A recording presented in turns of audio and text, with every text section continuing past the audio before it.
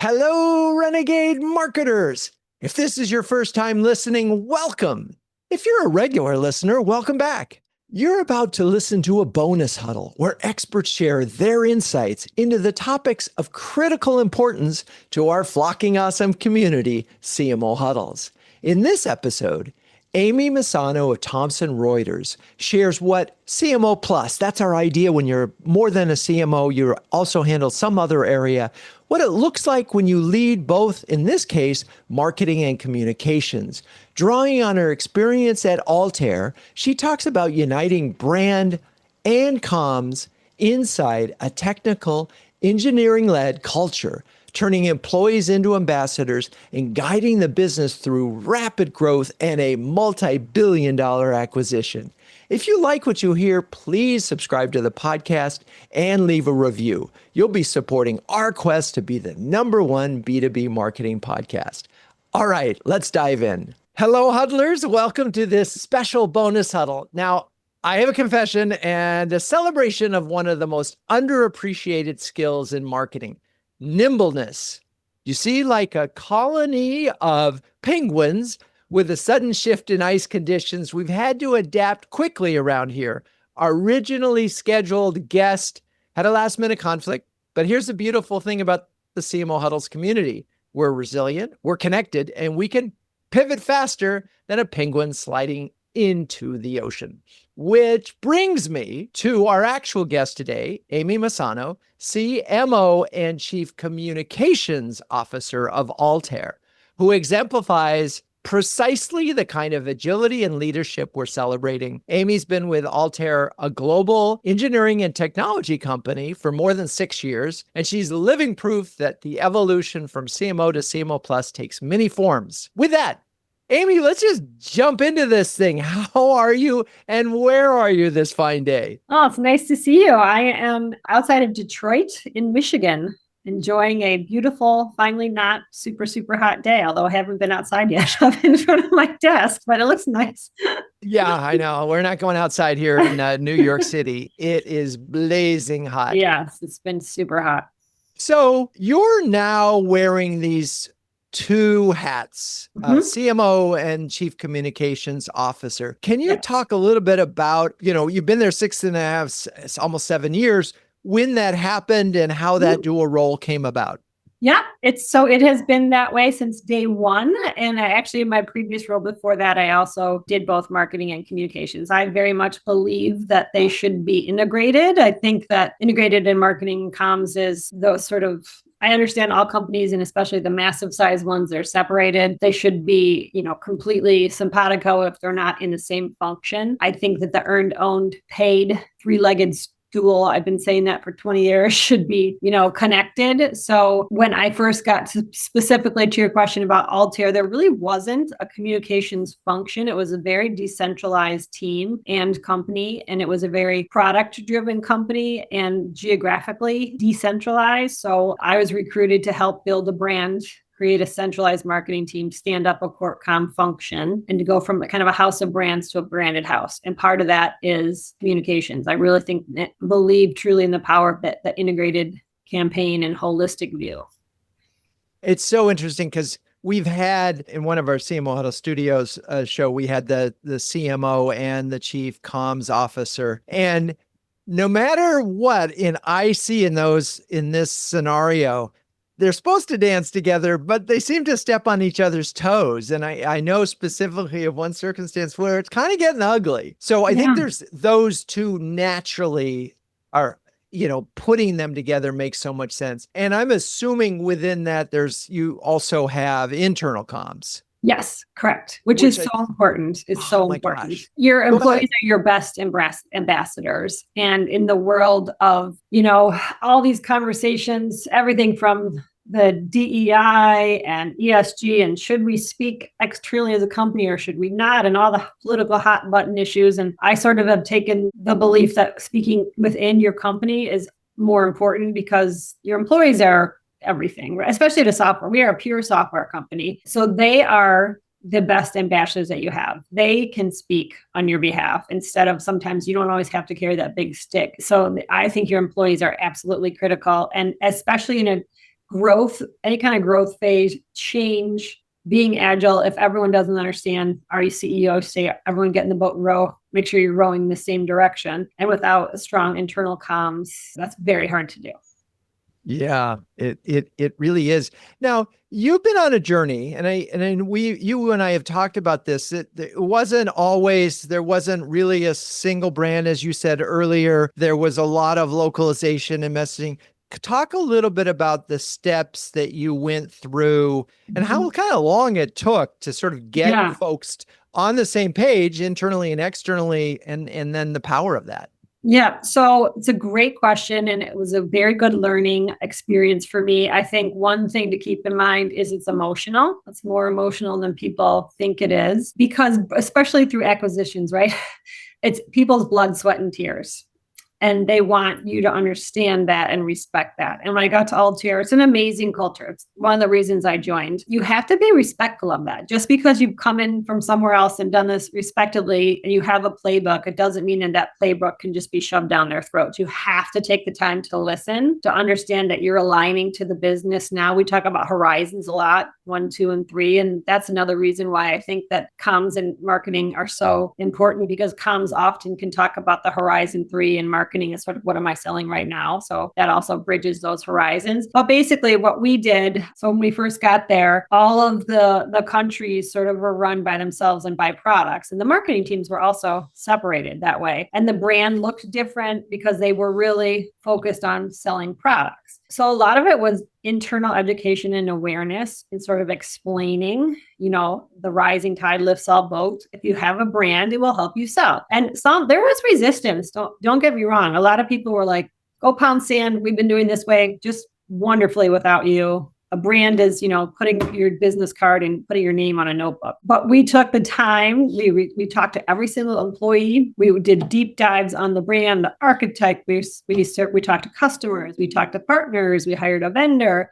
It was a very thoughtful, thorough process, so that we could be respectful of the past. But through our acquisitions, we have 3 big product portfolios. The sort of last with the biggest growth is AI. We are a machine learning, data science, AI company. So we knew that we couldn't keep selling the same way, which was historically the base was engineering, real deep technical engineering software, and then high performance computing, and then machine learning, data science, AI. So taking those and being respectful and looking toward the future, but it's a different sales cycle. It's a different sales type person. It's a different persona. It's a different part of the business. One was bottom to top, the other is top down. So completely different, even the makeup of the salespeople and the sales approach. So understanding all of that and how those can come together without knocking each other over. We took about a year to really do all the hard work and listening and being thoughtful about it, getting key stakeholder alignment, all the things that, you think you would do. And then we came to roll it out right before COVID. So all of our big plans kind of went, and we had to do it all virtually, but it worked great. And we had the one, I would say, key takeaway is we were really nervous. My CEO was like, don't F it up, because it was it was the beating heart of the company. And so we came up with this, we thought it was just going to be like a little tagline mantra called only forward. That was just kind of the embodiment of our DNA, is that we always look forward. We make mistakes, we keep going forward. And it has become a rally cry for the company. People still, and emails, conference calls, say it, and when they speak, people say, they still, 5 years later. So it has stuck, and it was super successful. And now it's going to go away, but that's okay. It did what it was supposed to do. Well, let's. I want to talk about that, but just let's explain why it's going away. So we were acquired by Siemens, which was very exciting, mixed emotions for a lot of people. One of the reasons, again, that I was brought over was to grow the brand, set up the corp comms, and really help them scale. So in 6 years, when I joined, it was about $325 million-ish in revenue. The stock was about $22, $3-ish. We doubled in 5 years, and we just sold. We closed in March for $10.6 billion, $113 a share. So quite a success story. It's the biggest acquisition Siemens has ever done.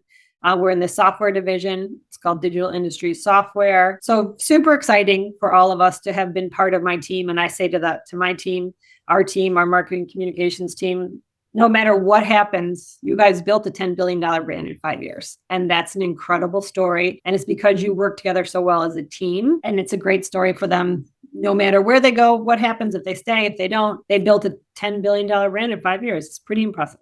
It is impressive. I want to, one of the things that, folks hope when they do something like that is, did you feel like the brand was part of the asset and enabled Absolutely. the premium? Absolutely. Talk about that. When I first got there, they had just IPO'd. So I wasn't right there for the IPO. And it's a very interesting sort of situation where we had a CEO and founder who was also the largest shareholder.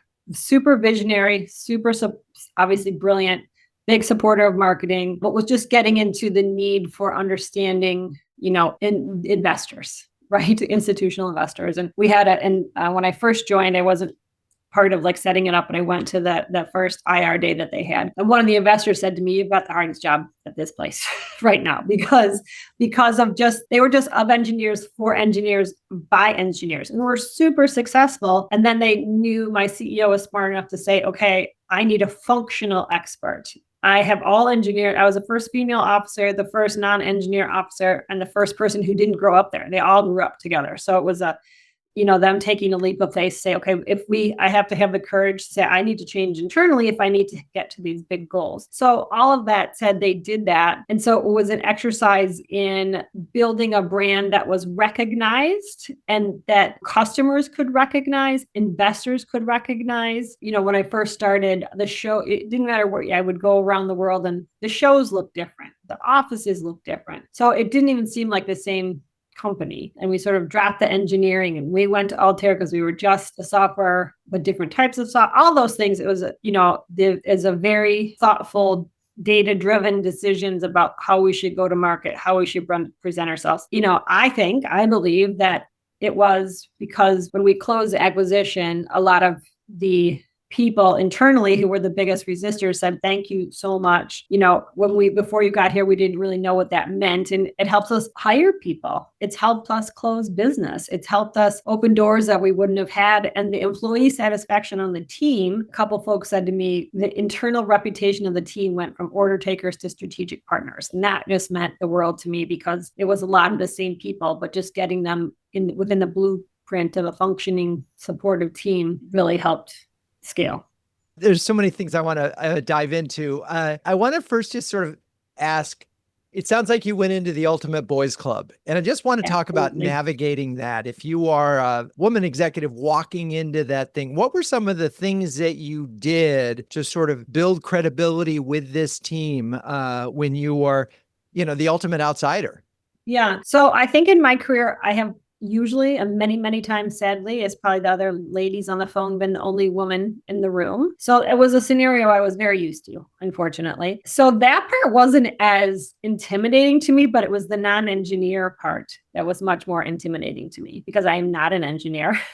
I joke that I have an engineering pocket translator. I know from many years of working with them that they just think and speak differently. But I have learned over the years to realize that, and I really believe people are smart in different ways and everyone has a different thing to bring to the table. And I felt like they had a culture that appreciated that, but it definitely took some time to prove myself. And it was more from the engineering perspective than my gender. That's what I got more like, "You don't understand how computational fluid dynamic work." I said, "No, I don't. And I never will.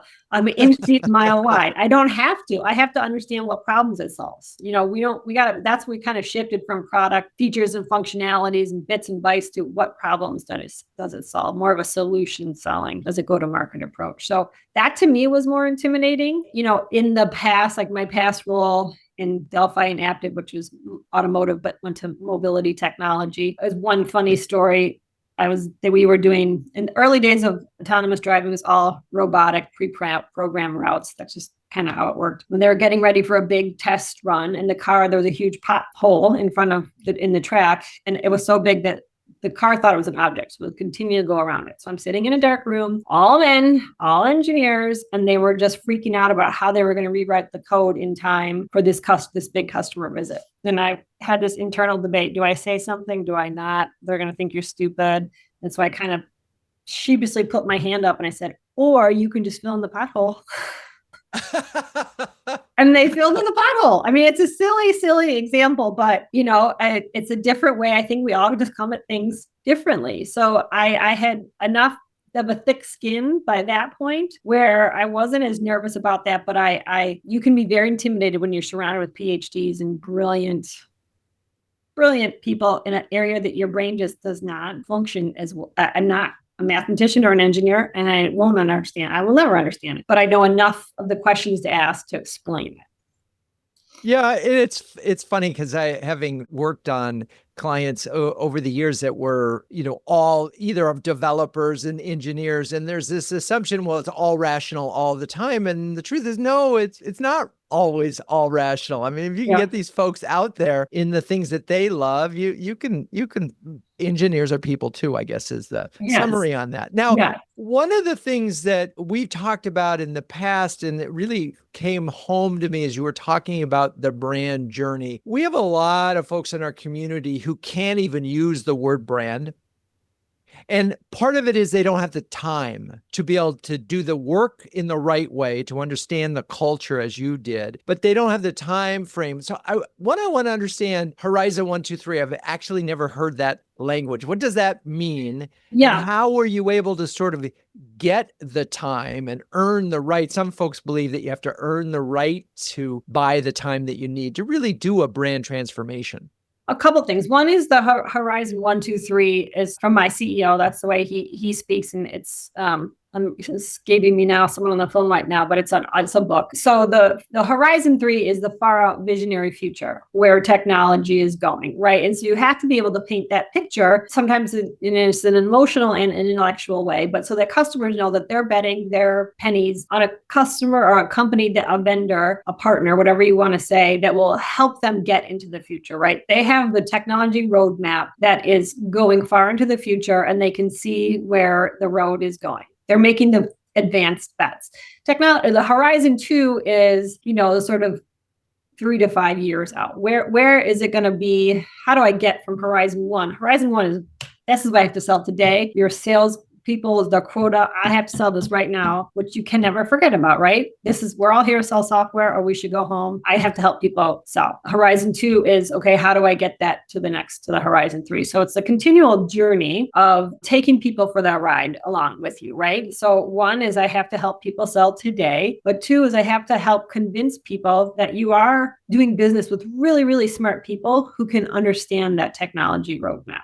So it's being able to articulate those 3. And there are 3 different, in my opinion, different tactics, right? One is much more tactical and the other is maybe more emotional. I think being able to, with all AI and everything that's changing, one thing that I don't think computers or bots will be able to replace is that human intuition and emotional intelligence and crafting, stories and being able to do that. So I think that can be applied to all 3 horizons, but I think for sure the Horizon 3 is that real goosebumpy, getting you excited for the future sort of storytelling. Yeah, it's funny. If I were to look at that, for PE firms, I feel like the horizon is 0.5. Yeah. And that's it. That's all you get. That's it. Like next 3 months, what's the pipeline look like? Exactly. And what's so interesting, I want to go to the end game here where you describe the result and impact of this as employee satisfaction was higher, which means typically that translates into more productivity, longevity, easier to recruit, lower recruiting costs. You also talked about the impact on customers in terms of, just staying with you and being able to see it. So in your ability to close deals. And one of the things that we talk about, at least here, but not necessarily doesn't get talked about in Silicon Valley a lot, is brand equals pricing power. Ultimately, brand equaled acquisition power for you. Yeah. And I think, a story that, so we go to CES, like most other technology companies. And ironically, a person that I was in Microsoft for 10 years. And one of my friends I used to work with at Microsoft, I saw who was my equivalent job at a huge competitor of ours. Ironically, we just kind of got into the same field, and his is way bigger. And he said, we never even used to think about you guys as competition until you came. And now that we see the results of what you're doing, he's like, and now we talk about you. And he said, I know it's your stuff, not me, but our company, Altair stuff, without even if your name's not attached. You've done such a good job about creating the feeling and the emotion and the consistency that I know it's yours before I even know it's yours. So that to me is just that when your competition starts talking about you, that helps that helps right there is helping that price driving. So we have a different model though. Ours is a units model, which is sort of like enterprise software, like Netflix kind of, you buy tokens. So it's not per seat license. So it's a little bit different, but the fact that that makes they have to lower, right? They have to lower and you could raise because now you're competing more effectively. And in that little anecdote, it's directly because they didn't change much else, of course, over the time they have. But in that little scenario, it's a good articulation that a brand can at least get you on the radar enough too of your competition where they feel like they have to react. Well, all of this must be incredibly gratifying. Yeah, it's been really fun. It's definitely been one of the most proud sort of overall accomplishments, I would say. And the emotional gratitude is just, it's great people. It's been great fun. It's a great culture. Yeah, I'm incredibly proud of the work we've done as a team. So I want to talk a little bit about your acquisitions, and then we'll sort of get to the implications of the Siemens one. But so 20 plus acquisitions that you've gone through over the last 6.5 years. Talk a little bit about how having done all, because I bet you did some acquisitions before you had the brand work, and then you did some acquisitions afterwards. How did having that brand sort of well-defined and beginning to sort of get traction help as you acquired the new companies, or did it?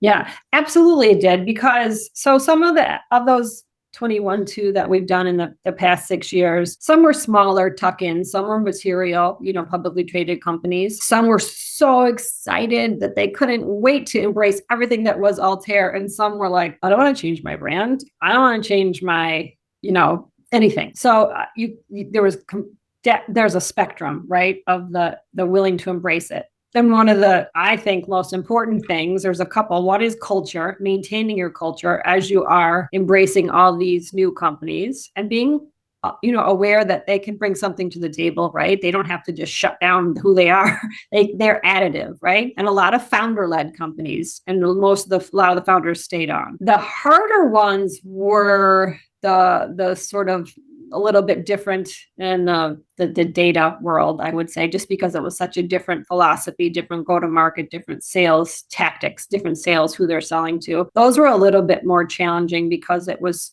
sort of just right down to every DNA code different. But we adopted a lot of their processes. So, at the end of the day, I think people want to feel heard.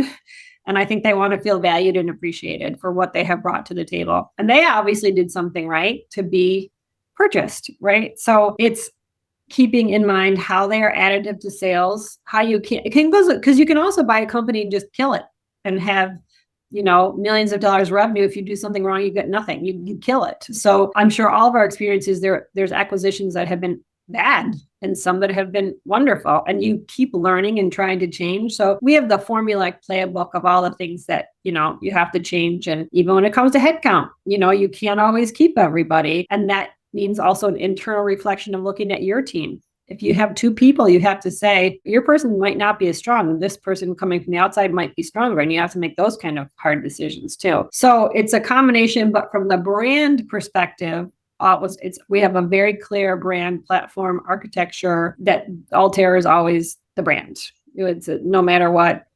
But the one exception that we changed one of our platform names. We bought a company called RapidMiner, which is a deep data science. They have 1 million users and a really strong brand in this world. So we changed they became the name of a platform of all of our AI tools. So it didn't we gave it its due without overtaking our own brand. If that makes sense. So it's not always the same. Right. You have a master brand and but you can have product brands that represent the acquisition. Right. We have our brand, and we have 3 platforms, and then the products fall underneath the platforms.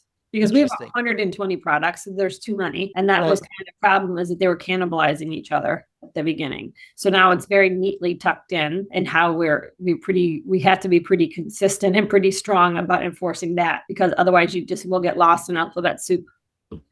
Yeah. And I've seen that in some websites you go to, and you can tell this is a company that's like multiple acquisitions in, because they list 150 products and nobody can sort of figure that out. So you really do have to simplify that as you get through it. And, it does mean a lot of re-architecting of, things when you do it, at least on a customer, whether you're doing it on a target and so forth. We're going to take a quick break. We'll be right back. This show is brought to you by CMO Huddles, the only marketing community dedicated to B2B greatness and that donates 1% of revenue to the Global Penguin Society. Why? Well, it turns out that B2B CMOs and penguins have a lot in common. Both are highly curious and remarkable problem solvers. Both prevail in harsh environments by working together with peers, and both are remarkably mediagenic. And just as a group of penguins is called a huddle, our community of over 300 B2B marketing leaders huddle together to gain confidence, colleagues, and coverage. If you're a B2B CMO, why not dive into CMO Huddles by registering for our free starter program on cmohuddles.com. Hope to see you in a huddle soon. I want to get back to CMO Plus for a second and I've met a lot of comms people, and this is a gross exaggeration of the function, but it feels like they are risk averse. Like the first thing they think is, what could go wrong here? Yeah. What's a possible criteria? And then marketing CMO is the person to say, what will go right? Yeah. And they're sort of, and I'm wondering how you juggle those two things, sort of good cop, bad cop, kind of on both shoulders. Well, and because I have had straight PR and media relations and crisis comms roles, so I completely understand. And the main difference, I would say, and the reason for it is if you're in a corp com role and you have set someone up for an interview, a CEO or someone like that, you better make sure it's the right person they're doing the interview with, and you better make sure that they're prepared to answer, or if you at least you're aware enough of your CEO and their proclivities of who you're setting them up with. Because if you make a mistake, the whole world reads it or sees about it immediately. There is nowhere to hide. So that's where the backlash comes from. That's where, it's immediate. And they give a lot of black eyes. So it is well established and smart to be, I don't want to say the word conservative, but thoughtful, very, very thoughtful about how you are positioning, because it is dissected and picked apart and wordsmithed and everything else until you die, right? And it's that person's reputation. You're also putting that person, your thought leaders on the line, and you want to establish them as a thought leader because that helps you sell. People want to buy from smart people. The marketing is much, as I say, it's definitely emotional, but if there is a mistake or if they try to do something gimmicky and fun and out there, it's gimmicky and fun and out there. Right? Unless you're offending someone or doing something that was just silly or deeply offensive, that's bad and that's a fireable offense. But I would say they have the greater, longer leash you have a bigger trampoline, a bounce of your trampoline, where the corp com people, it's not so much. That's why the two together, I think in the horizons, it makes such a nice complement to each other. And when you have integrated campaigns with the advent of AI, and that sounds sort of old to say at this point, but reporters don't write the same. Reporters are using AI. They're having AI start their stories. So unless you're out there getting scraped by the AI tools to feed the reporter, or even for inquiries, you're not even showing up anymore. So that means you have to up your paid game. And that means you have to make sure that you're writing for generative content and generative AI. It's not the same game it used to be where they can be separate. So if you're just putting up a web page or a landing page with no regard for SEO, and if you're writing a news release that has no regard for SEO, and the two don't talk to each other, you're just competing against each other for words, right? And so the game has changed so much that the idea that they can be completely separate to me is silly. I don't think that makes sense. Interesting. And I'm going to throw out one other sort of cliche with the chief comms officer. They're often the speechwriter for the CEO. Yeah. And as a result of that, they're always making the CEO look good. And they have a kind of a funky special relationship with them that's different than the marketer. So I'm wondering how you manage that. And maybe you could talk about sort of how your org is structured. Yeah. So I think in that, to the first part of the question, I think it really depends on the CEO. So at Altair, I was blessed with the CEO who believed in marketing 100%. And, there wasn't a corp com division, but we stood it up as he understood more about but especially things in analyst relations, media relations, social media. There has to be like a proper function to make it go well instead of just like throwing stuff out when you feel like it. So I think it depends on the CEO, and all CEOs have egos. I mean that respectfully. Some are, they just come across in different ways, right? They didn't get to where they were unless they were super confident in their abilities. At the end of the day, they all want to be in Financial Times and Wall Street Journal and everywhere else you can. So how do you have that? But you're not going to get there unless you have a story or a strong marketing engine that has built out enough demand to make you sell enough to make you want to, this reporter want to talk to you. You have to have an opinion on a trend. You have to have an interesting, how are you standing apart from everyone else? So all of that said, the balance is very true. So I think it's not an easy one to answer because it's different in every single company and every single CEO is different. I've worked in some companies that have zero, you can guess which one, zero appetite for failure, for even talking to the media. And then you're like, well, so why are we here? Right. So they want to be just marketing. They don't, because when there is a financial aspect, not just industry analysts, but financial analysts, that's where they're getting their opinion. It's one of the places they're getting their opinion and they're basing their, so that can directly affect how people view your company from a financial aspect. So when you're a publicly traded company, that's a whole different lens. If you're a PE-backed company, that's a different lens. So it is very clear. I mean, you have to do the homework to understand who are you trying to talk to? What is the message that you're trying to get across? And you can't do that alone. You have to do that in lockstep with your CEO and the rest of the C-suite and the board. The stakes are super duper high. Yeah, well, you bring up a lot of interesting points. I'm going to go macro on you. You mentioned AI first. It feels like this is a moment where, as a marketer, where we know that like a lot of folks relied on organic, if you will, and paid search to drive traffic to their website. We know that's falling off the cliff because there's just fewer and fewer clicks. And the converse potentially is PR has never been more important. Investor relations, analyst relations, because those are the influencers that are, for the most part, going to help drive discovery on the LLMs, in addition to whatever you as a brand can do. But let's face it, the third-party credibility sites, even a Reddit has more influence than your website does. And so are you seeing, and do you feel like this is, suddenly that the value in the role of also having comms is more important, or do you anticipate that?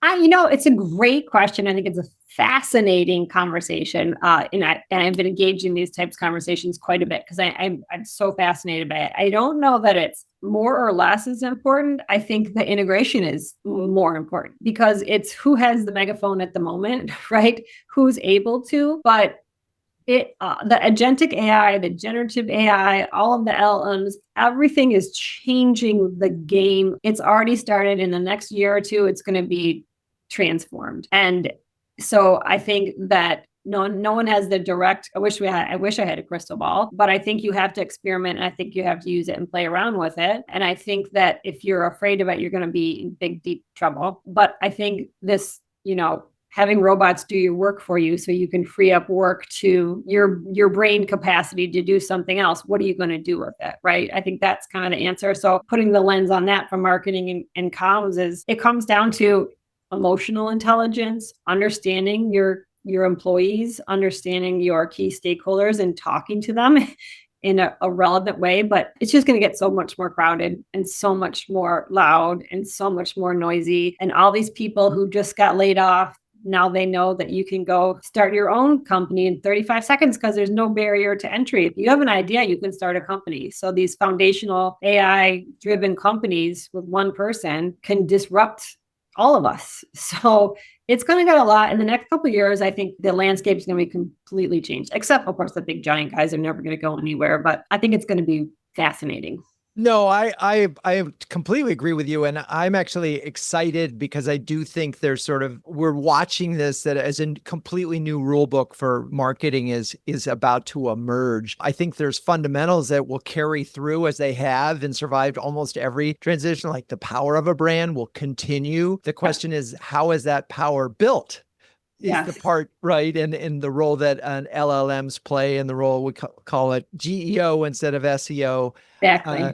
But I also do think that it's going to, if we think about brand and trust, it's just going to be harder. And so it's going to take more creativity, more integration. And I think it does speak to the importance of this notion of a CMO plus and at least the integration of marketing and comms at minimum. But I love to see some other aspects in this from a CMO standpoint. I do want to get back to sort of, it's a lot.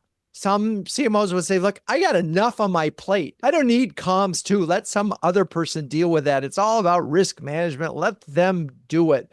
How are you able to manage all the zillions of different tasks that, that you're responsible for? Teamwork. I mean, the old adage, only as good as your team. And we have a fantastic team. I forgot to answer, and you had asked how we're structured. Yes. So right now, before we totally integrate, we have about 106-ish people around the globe in, I think, 37 countries. Like, we're everywhere. And our revenue is split evenly between APAC, EMEAs, and the Americas. But we have basically 3 teams. One is the solutions team, which they're the closest to the developers and the product team. They're the ones who take the products and put them into solutions and campaigns. They are in those 3 platform groups, and then we have verticals. They can talk about better than probably anyone in the company about how the products actually work, because they have to have that deep level understanding. So they are very much ingrained with the product team, but we've built in a sort of loop that now that we also have the feedback from the customers, so it can be informed about what customers like, don't like, what they're using. So they basically create the campaign. This is kind of a high level way to describe it. Then we have integrated we call it the IMC team, the integrated marketing communications team. So they have the brand, the website, internal comms, social media, media relations, analyst relations, and we have an in-house model, so graphic artists. And then we have the field team, and there's a global events team in there, and then a partner team, because we also have 3 different partner channels. We have the technology partners, which are the hyperscalers of the world, all of those big guys. They're also customers and partners. And then we have channel partners, and then we have it's called the Altair Partner Alliance, which is basically bolt-on software that we actually resell, because if you use our stuff, you get to use their stuff. So high level, but it's basically 3 buckets. And we made it very important, we were very considerate. It doesn't matter where you live in the world for the corporate team. And part of ours was trying to make sure that if you're in the field, you had a ladder up. You weren't just, relegated to wherever you lived, which is what it was historically, so that we have people all over the world who are doing different corporate, we're trying not to be us versus them, but in those buckets of this, it doesn't matter where you live. So it gives the employees a better ladder up to see that they can have career growth. So that's kind of how, at a high level, how we're organized. And how many direct reports do you have? Just 4. Okay. Yeah. 4. Love it. That makes it a lot easier. Okay. So now what? You were acquired in March, and you get to see it from the other side. Yeah. The baby that you built is now at best a sub brand. Yeah. So, and I have been through acquisitions on the other side, but a long time ago. So on one hand, I could not be any prouder, because I really feel like our team helped us to reach that level of an acquisition. But on the other hand, I put on my mother hat, right? I have 3 kids, and anytime, in order to justify almost $11 billion, there has to be synergies, right? And those are people and program spend. So we have, they call them work streams. Germans love work streams. So there's lots of work streams that talk about every different area of the business and how they're integrated. And I will say the Siemens team has been wonderful, welcoming and kind and professional. And they, have been fantastic with whom to work. But I really look at, how do I make sure that as many of my people, the marketing team from the Altair side, can integrate into the larger Siemens structure. So that's what I spend a lot of time on. But I'm very much, the work streams are very intensive, and that takes up quite a lot of my time. And how do they approach this? You've watched how Altair has acquired these firms, done an assessment, figured out where are they a product? Are they just a service? And how do we make sure we don't lose the business value? How are they from a speed? Obviously they've done a number of acquisitions. This is not their first. You're the largest. As the largest, that means that they could screw it up or not. So how are, from your observation, you're watching this happen. What is their method for integration. So, yeah. And when I say largest, I mean financial. So I'm not sure Right. about the employee number, but I will say I give them credit for learning from other acquisitions that they have done in the past. And I feel like they do take all that feedback very seriously and try to incorporate it so they do better every time. And they have almost over indexed. I mean, they've been so wonderful about appreciating us and thanking us and learning from us. I think that they have been surprised by the sophistication and talent of a smaller company like ours because we are so agile and scrappy and we have to be super resourceful. And that has snapped in super well to their culture. And they have been very open to, I've been surprised by that. I thought it would kind of be like, this is their playbook. You fit or you don't fit, move on. They've been much more open about that's a great idea. We should try to adapt that into our process as well. So they have been just great to work with. And I think they have learned from acquisitions as they keep doing them and they keep learning and getting better as they go. But it's very much keeping the eye on the people and of course the financial picture and the product portfolio that I'm glad I'm not that's a complicated process to integrate all the products. I think I'm glad I'm not on that team. And then the licensing team, I'm glad I'm not on either one of those teams. Yeah. I mean, as you were talking, I was just thinking of all the companies that I know that were acquired by IBM and how they actually have this group that was, known as blue washers. And they had this as the culture and it was very, big company driven. All right. So for folks thinking about trying to add something to become the CMO plus. And part of you were very fortunate in it. All of these things sort of aligned in a way that allowed you to do what you needed to do. But what advice do you have for CMOs who are looking to expand their portfolio within the company? How do you earn it? What's your thoughts for them? I think first of all, you have to do an honest assessment about what your skill set is. I've had sort of a zigzaggy career where I have had both, right? Pure one and pure the other, and then combined them both. So I have those core skills that were hard earned in the battlefield. If you don't have those, I think you should learn. If you have a corp comm function and there's no marketing function, that's usually not the case. Join groups like this. Go to school. And if it's usually marketing and maybe no corp comm. So read, learn. There's lots of different great organizations like this where you can learn from your peers. I think I'm always overjoyed by the openness of your peers to share what they have learned and to be so giving with their knowledge they've learned. I think that is core. So you have to have a real assessment of what your skill set is. And then if you have a gap in your own skill set, go learn it, talk to people, read, do whatever you can. And then what exists within your infrastructure, your organization? Is there an existing, whichever one you're trying to learn more about, go make friends and start talking with them. They're facing the same thing that you are.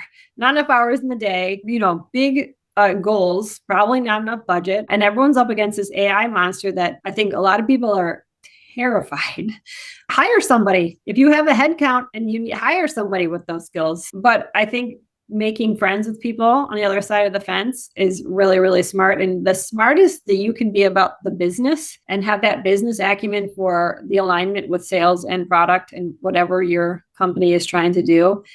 That's the foundational acumen that you need to be able to have those intelligent conversations and that matching that up with the tools and trade to the tech, but having that relationships, educational, institutional knowledge. Amazing. Well, first of all, thank you so much for jumping in and your flexibility today, Amy. It's great to talk to you. I have a lot of takeaways on this. And really, number one is the critical importance of marketing and comms being in lockstep. If not, I never quite understood why those were broken out. I really appreciate the story that you told that brings them together and the power when you can do these things. And my guess is it's more important now. And I do strongly believe that in an LLM-driven world, that those other comms world is actually going to grow in importance. You talk a little bit about having a great team and strong number twos, and obviously that's essential because you just can't do all this stuff alone.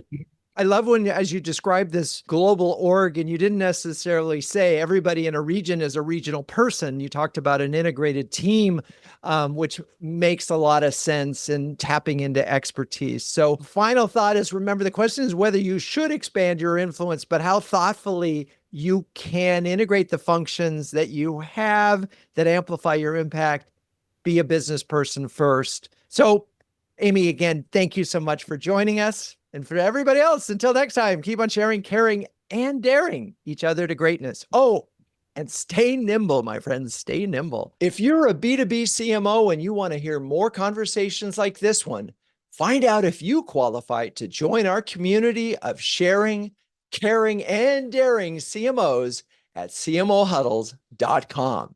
Renegade Marketers Unite is written and directed by Drew Neiser. Hey, that's me. This show is produced by Melissa Caffrey, Laura Parkin, and Ishar Cuevas. The music is by the amazing Burns Twins, and the intro voiceover is Linda Cornelius. To find the transcripts of all episodes, suggest future guests, and learn more about CMO Huddles or my CMO coaching service, please visit renegademarketing.com. I'm your host, Drew Neiser. Until next time, keep those renegade marketing caps on and strong.